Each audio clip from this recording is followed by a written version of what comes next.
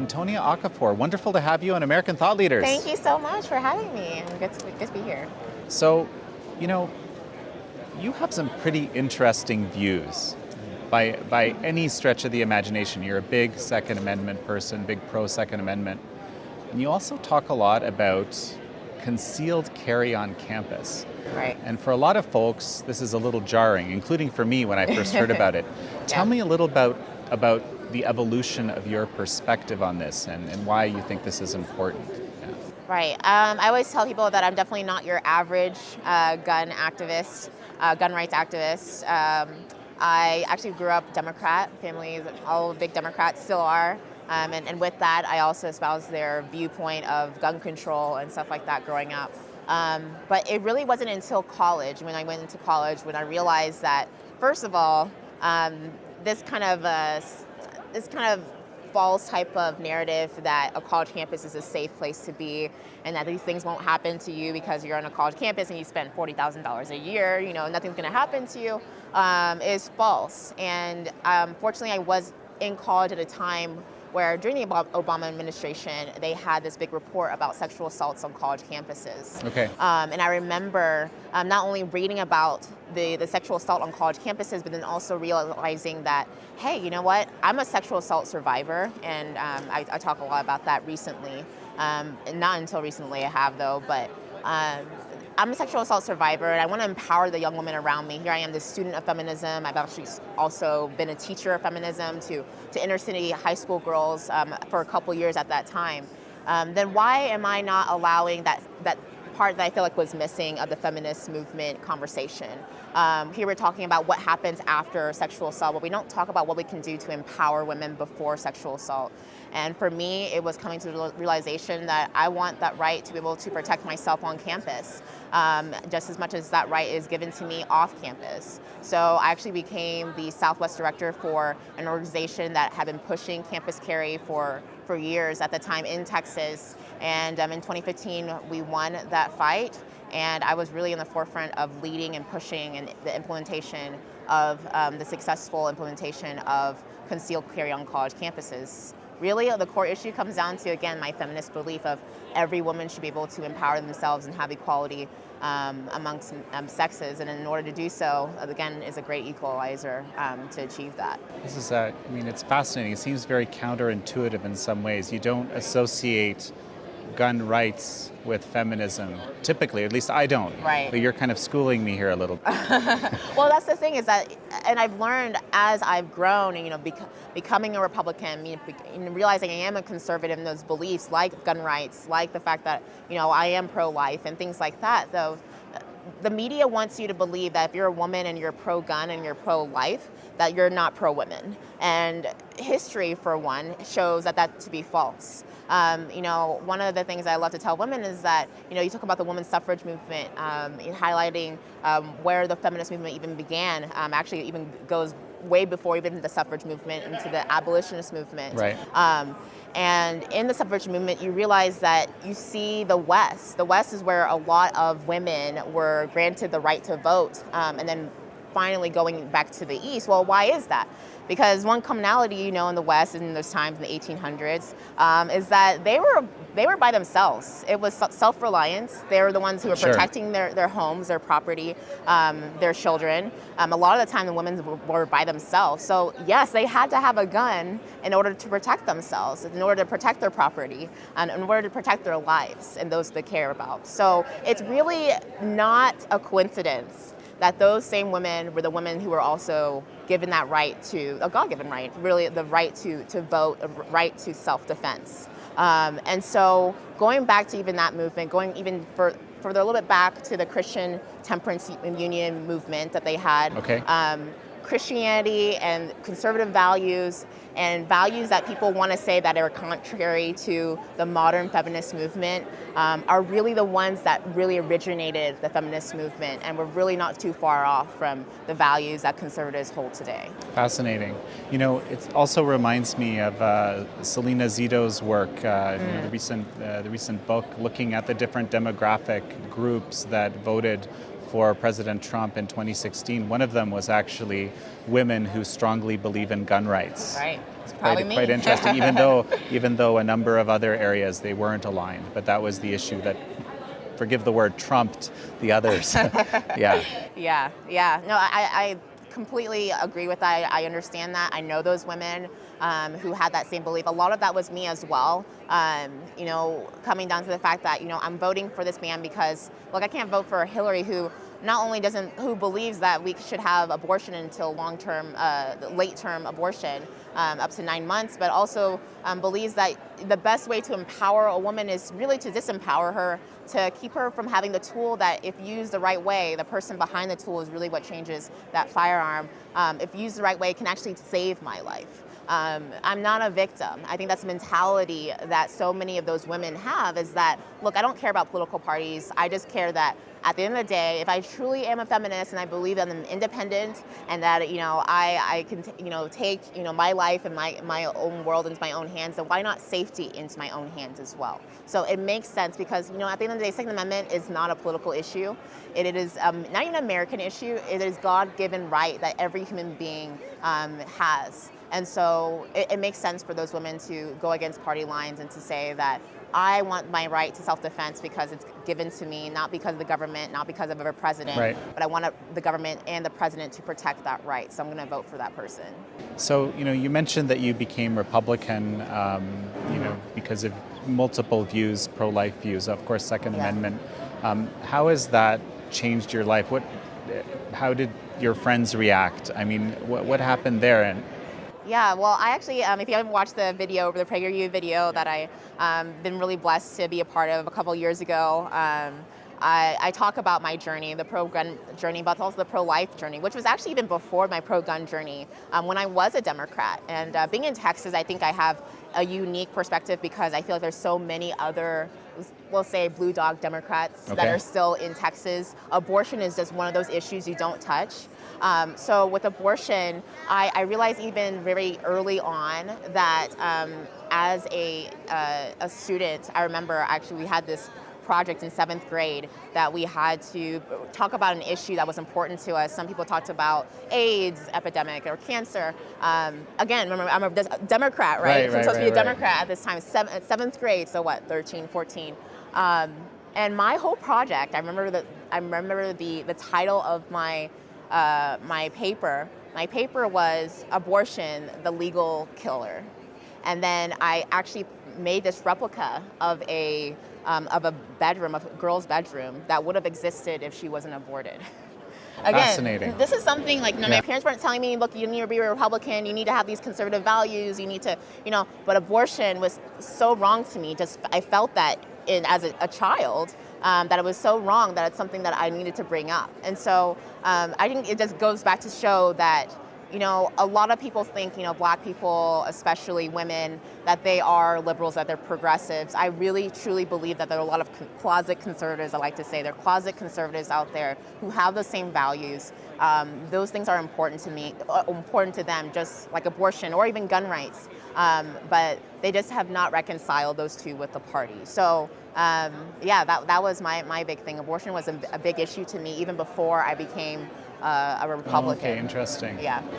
So, but again, back to this kind of question, when you sort of, let's say, came out as the Republican, right? That probably was a big deal. Right. I'm curious, has your peer group or your friends, have they kind of come along with you? Have they distanced themselves?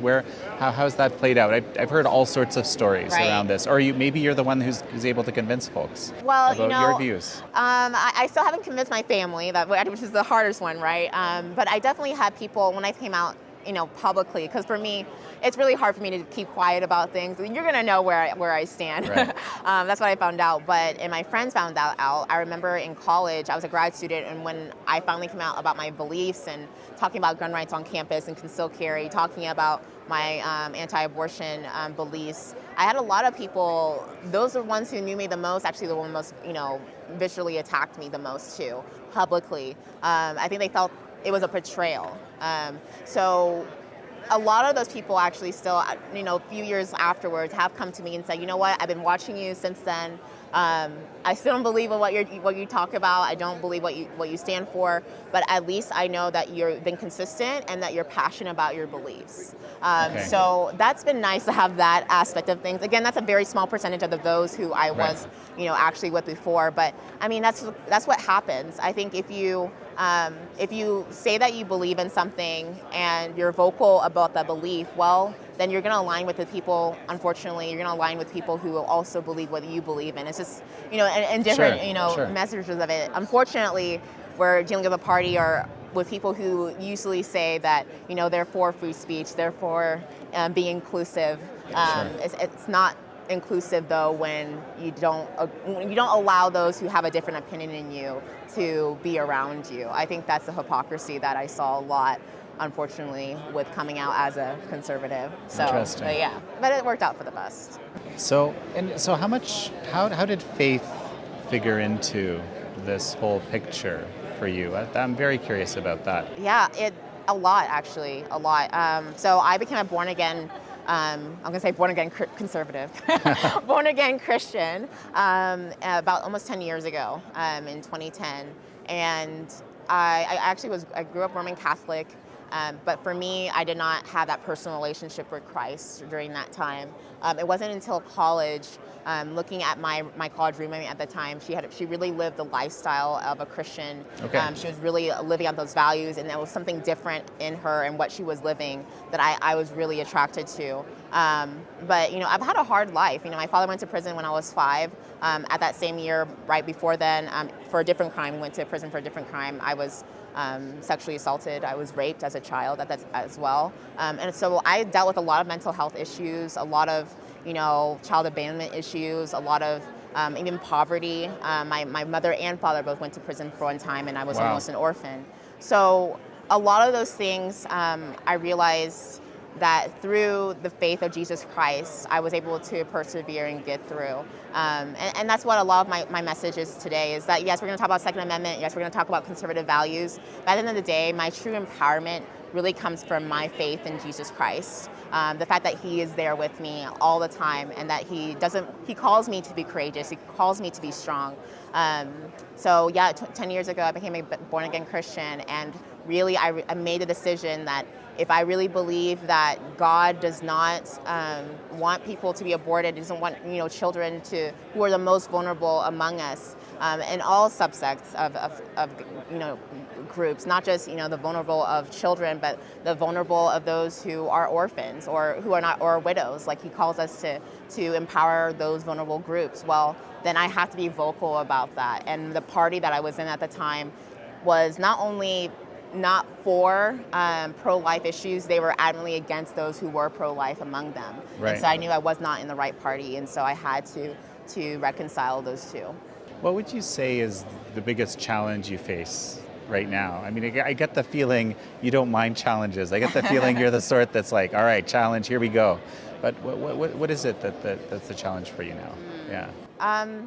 The challenges is, I think it comes down to those who don't know me. I think that the hardest part is when I was, becoming this person who was vocal about my beliefs, that those who were my friends before, those who I felt or knew me the best, those were the hardest ones to deal with, because here I was, this person, I didn't change, I just happened to believe a different way, but I'm not an evil person, and you've been with me, you've talked to me, you've hung out with me. So when I deal with people who actually know me, and they or with my family, for example, and they don't believe what I believe, and they say things, I think those are the most hurtful times that I have. So, Okay. and the most challenging, because I really want those people to believe what I believe in, but it's also the most sensitive conversations I have as well. So I think my philosophy has always been, if I can just get one person, then I'm doing my job. If I can just change one person's mind. And thankfully, over the years, I've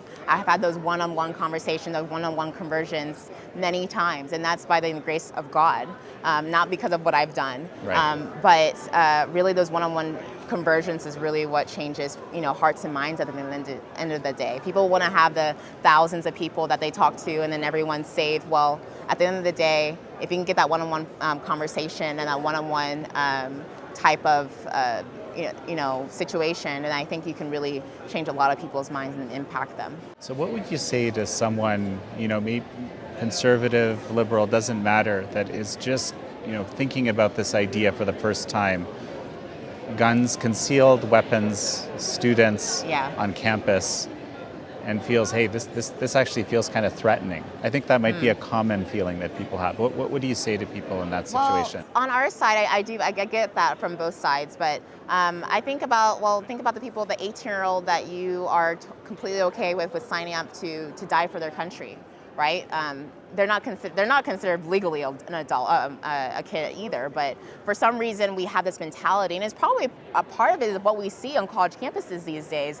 What we see is definitely not the epitome of adult behavior when it comes to people getting upset because of different values and different beliefs. We don't see that as really what we would expect of an adult portraying, but at the end of the day, they are. And I mean, there are people who have lower ages when it comes to having concealed carry. But if you are able to obtain a permit off campus, and that same person who, for the most part, is going to be 21 years of age and older. It's not an 18-year-old, so I even say that, but it's not an 18-year-old for most states that have concealed carry on college campuses. So they're an adult in many facets of that term. But then also, you trust that person to go off that college campus and then behave and be law-abiding and do the thing that you're supposed to do in order to have that permit. Well, then you should allow that person to be able to also protect themselves in one of the biggest gun-free zones that we have in America, or college campuses. So I grew up in an age, and many of us grew up in an age of my generation where we had Columbine, where we're in Colorado, we had Virginia Tech, we had all these mass shootings on college campuses. Why? Because they're gun-free zones. And so we should, if we say that we believe in the Second Amendment and we believe in my right and your right to defend yourself, then we should never have this arbitrary line around a place where people spend over 98, 99% of their time, where they're just sitting ducks and they're truly the most vulnerable because they have no way of protecting themselves. Look, they say they have college campus police and stuff like that. I remember so many times as a woman on campus leaving grad classes at 10 o'clock at night. They say they have those blue lights over there. Well, most of the time, ask any girl on campus, most of the time those lights are not working, for one, and also it's just you're not going to have a campus police person there with you at all times, and that's why we're seeing things like sexual assault happen, because there's not going to be a person there all the time to protect you. So what's more empowering, what's more of a feminist ideal than to make sure that young woman has a means of protecting themselves if they so choose. No one's saying that we're going to give guns to every student on campus, especially if they don't want to. I don't want that reality. I'm saying that those who have gone through the training, who have done what they needed to do, gone through the requirements in order to do so, allow that person who's able to carry off campus to do so on campus, because maybe one day they can protect their lives or maybe protect someone else. But I think as Americans, that's what we're supposed to be allowing, is to allow other people who have done what they need to do to be able to protect themselves wherever they are, especially young women. Antonia Okafor, thank you so much. Thank you so much. I really appreciate being on here.